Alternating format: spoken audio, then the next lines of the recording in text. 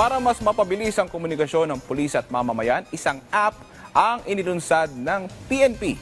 Ang detalye sa report ni Ryan Lesiges.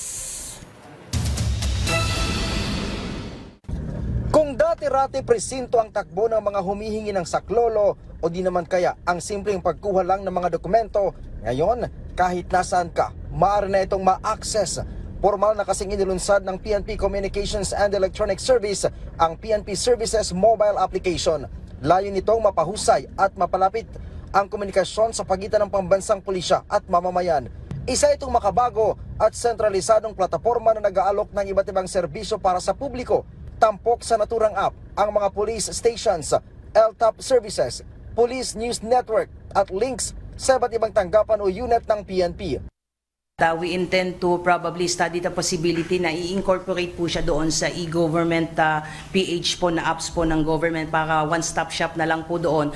So ito pong programa po na nilunsad ay nandoon po yan, naka-incorporate sa apps at naumpisahan po yan itong Hunyo lamang po at nandun po pwede nyo pong makita po doon yung mga official websites and official social media accounts po ng ating mga PNP units. Para ma-access ito, i-type o search lamang sa Google Play Store ang PNP Services.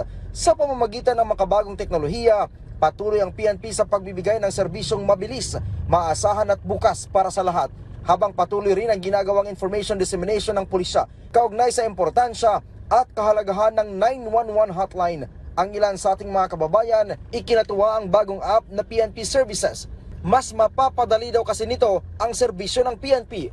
Well, it's a welcome development kasi syempre we want the services of the government, particularly ng PNP, na maging accessible to ordinary Filipinos. So yeah, welcome development po yung app. Mababawasan ng pila sa PNP sa pagkuha ng mga application ng mga tungkol sa baril, sa license.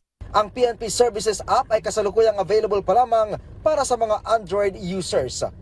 Mula dito sa Campo Crame, Ryan Lesiges para sa Pambansang TV sa Bagong Pilipinas.